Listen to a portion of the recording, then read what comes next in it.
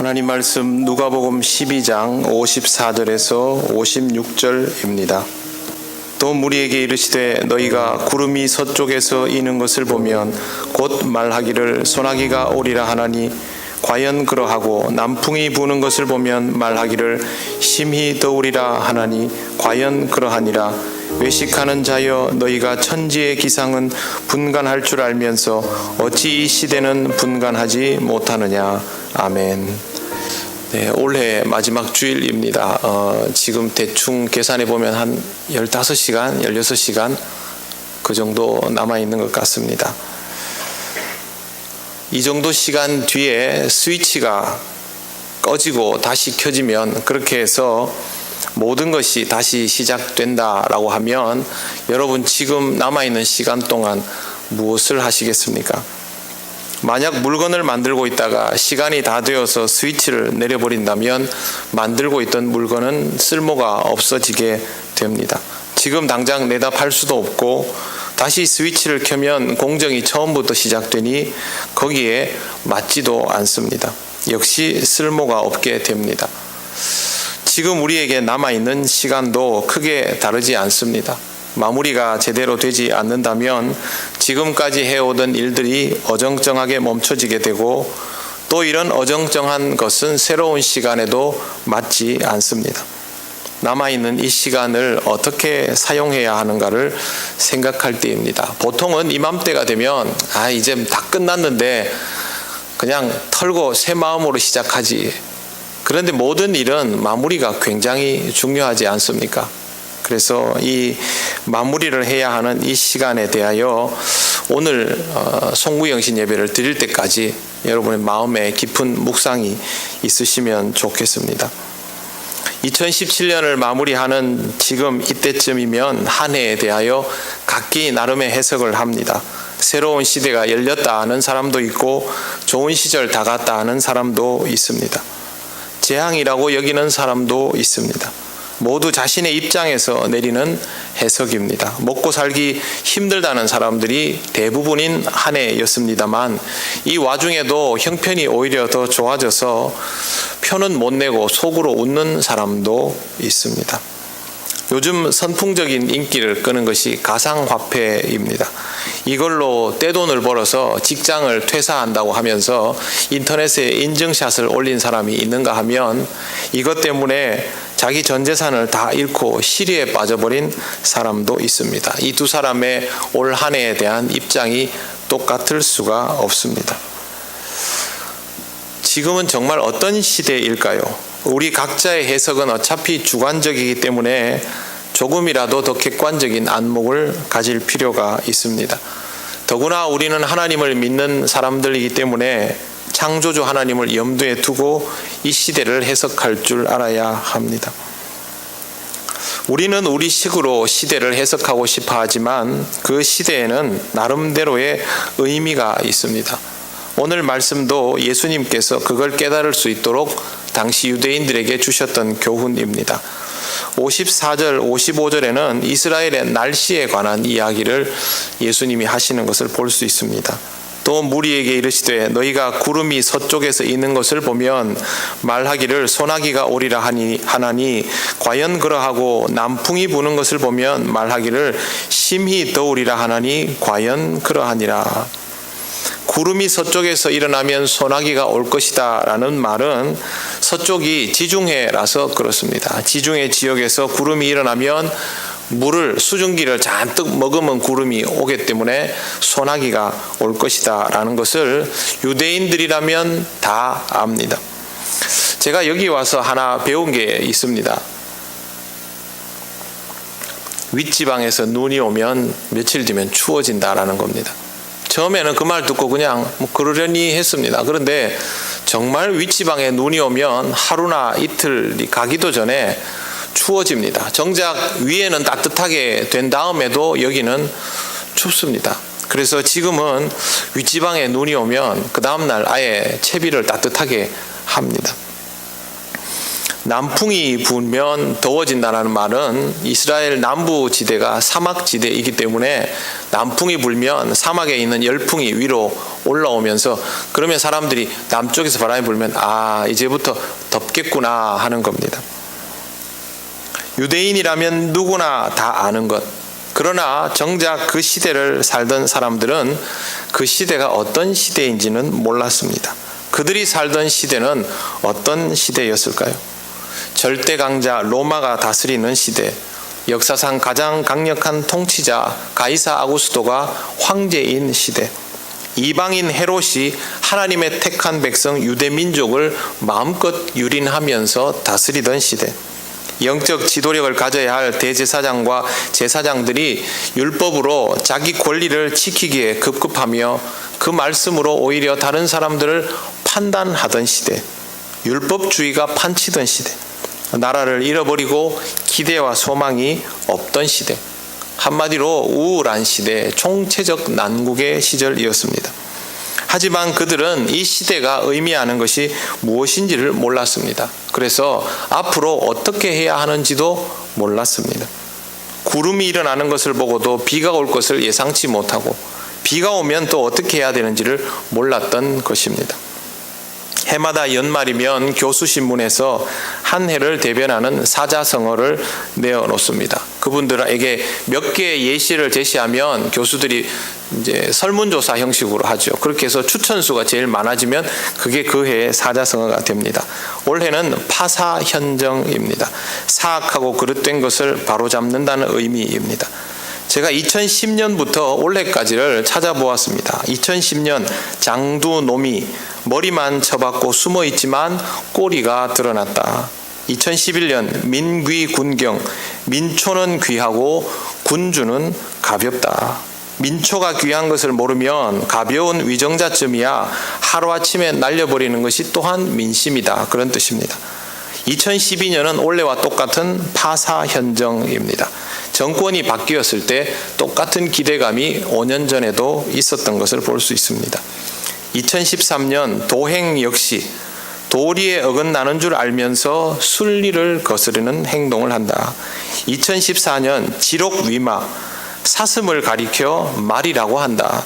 고의적으로 옳고 그름을 뒤바뀌는 행위를 비유한 것입니다. 2015년 혼용무도, 나라 상황이 암흑에 뒤덮인 것처럼 온통 어지럽다. 2016년 군주민수, 강물이 분노하면 배를 뒤집을 수 있다. 백성이 분노하면 군주를 엎을 수 있다. 이게 바로 사자성어였고 올해는 파사현정, 사악하고 그릇된 것을 깨고 바른 것을 드러낸다입니다. 내년에는 또 뭐가 될지 모르겠습니다. 전체적으로 긍정적인 부분은 별로 보이지 않고 대부분 지도자에 대한 부정적인 판단이 주를 이루고 있고 일반 국민의 여론도 크게 다르지 않았습니다. 우리는 이미 선진국이 어떤 모습이어야 하는지를 알고 있기 때문에 선진국 진입을 위해서 그동안 열심히 달려왔습니다. 그러나 아직 많은 것이 미숙하다는 것이 솔직한 현실입니다. 만족하기도 어렵고 그러다 보니 불만은 더더욱 높습니다. 불만만 가지고 있으면 끝입니까? 그건 서쪽에서 구름이 일어나는 걸 보면서 소나기가 오겠네. 그리고 소나기가 오면 그 비를 그대로 맞으면서 짜증나게 비가 왜 이렇게 오지? 그렇게 하는 것과 똑같습니다. 윗지방에 눈이 왔다면 분명 내일 추울 텐데 그럼 새벽기도 나올 때 더 따뜻하게 입고 나와야 되는데 옷은 어제와 똑같이 입고 나오면서 날씨가 왜 이렇게 춥지? 그렇게 하는 것과 똑같습니다. 소나기가 올 것 같으면 우산을 준비하거나 외출을 삼가하고 비에 대한 대비를 해야 되고 내일 추워지겠다라는 생각이 들면 새벽부터 따뜻하게 입고 나가고 감기에 걸리지 않도록 주의를 해야 하고 남풍이 불면 창문을 열어서 환기를 시키고 그늘을 만들어 덥지 않게 해주어야 합니다. 유대인들도 그들이 살던 시대가 어떤지를 알았다면 거기에 맞는 대처를 해야 했습니다. 하나님께서 세워주신 나라가 세상 권력의 놀이개가 되었다면 영적 지도자들은 이 상황이 앞으로 어떻게 전개될 것인지를 알았어야 하고 그것을 백성에게 전해줄 수 있어야 합니다. 영적인 지도력만 있으면, 깨어 있다면, 이 상태로 가면 유대 나라가 어떻게 될 건지는 누구나 쉽게 알 수 있는 내용이었습니다. 그러나 그들은 깨닫지 못했고 아무 말도 하지 않았습니다. 이유가 무엇인지에 대하여 예수님은 이렇게 말씀하십니다. 56절 보시겠습니다. 외식하는 자여, 너희가 천지의 기상은 분간할 줄 알면서 어찌 이 시대는 분간하지 못하느냐. 이유는 외식함 때문이었습니다. 천지의 기상을 분간할 줄 아는 그들이 이 시대를 분간하지 못하고 있다라는 것을 알았을까요? 아닙니다. 자신들은 이 시대를 잘 분별하고 있는 줄 알았습니다. 외식함 때문에 착각하고 있었던 것이죠. 자신이 지도자이기 때문에 나라의 미래에 대하여 누구보다 잘 알고 있다고 생각했고, 다른 사람보다 신앙생활을 더 잘한다 여겼기 때문에 하나님과 보호하심, 인도하심이 있을 줄 알았고, 우리는 택한 백성이니까 결국에는 우리가 승리할 것이라고 생각했고, 다른 사람보다 성경을 알았기 때문에 자기가 사는 방법이 말씀대로 살아가고 있는 것이라고 자부했던 것입니다. 그러나 이것은 외식함이 가져다준 착각입니다. 그러니 대처가 똑바로 될 리가 없었고, 그들에게 다가온 유일한 해법인 예수 그리스도를 죽이기에 이르렀던 것입니다. 착각은 오늘 이 시대에도 여전히 있습니다. 어지러운 국제 정세 속에서 약소국의 소름을 한없이 느끼고 있지만, 나라를 이끌 정치 지도자들은 반대를 위한 반대에 골몰하고, 영적인 각성이 필요한 시대이지만 우리나라를 대표하는 교회들은 사회의 웃음거리가 되고 있습니다. 그러면서도 이 시대를 다 아는 것처럼 착각하면서 비가 올지 안 올지도 모르는 사람들이 세상을 향하여 비가 올 거라고, 바람이 불 거라고 그렇게 이야기를 합니다. 우리가 지금 경험하는 모든 시대 현상들은 우리로 하여금 전방위적으로 근본적인 질문을 다 던지도록 요구하고 있습니다. 지금 하나님께서 우리에게 주시는 상황들은 뭐든지 근본적으로 다시 생각해 보라고 하시는 정도입니다. 그런데 이걸 깨닫지 못하고 눈앞의 상황에 자기 방식으로 대처하기만 하며 자기 생존에만 급급한 모습입니다. 그러면서도 세상을 좀 살아봤기 때문에 이 나라의 미래를 아는 것처럼 착각하고, 교회를 좀 다녀봤기 때문에 교회의 미래를 예측할 수 있는 것처럼 착각하고, 성경을 잘 알기 때문에 나름대로 신앙생활 잘 하고 있는 것으로 착각하는 사람들이 바로 우리입니다. 전부 다 외식함 때문에 생기는 결과입니다. 그렇습니다. 외식함은 스스로 잘하고 있다라고 착각하게 만듭니다. 알고 있다라고 오해하게 만듭니다. 시대를 읽지 못하는 자에게 해법은 존재하지 않습니다. 해법이 없다면 해가 바뀌어도 달라질 일은 없습니다. 왜 내 인생은 재작년과 작년이 똑같았을까? 작년과 올해는 왜 또 똑같을까? 혹시 올해와 내년도 똑같지 않을까? 해법을 모르면 그럴 수밖에 없습니다. 그러므로 우리는 외식함을 벗고 먼저 우리의 실체를 발견해야 합니다. 그리고 텅 비어 있는 우리의 내면에 주님의 말씀을 통해 얻은 지혜를 하나 둘 채워 나가야 합니다. 그렇게 해야만 안목이라는 것을 얻을 수가 있습니다. 안목을 얻게 되면, 안목이 자라나면 가장 먼저 깨닫게 되는 것이 있습니다. 그건 바로 어느 시대에나 하나님의 말씀이 존재했다는 것입니다. 어떤 어둠 속에서도 빛이 있었고, 끝을 알 수 없을 것만 같은 미로에도 해법이 있었습니다.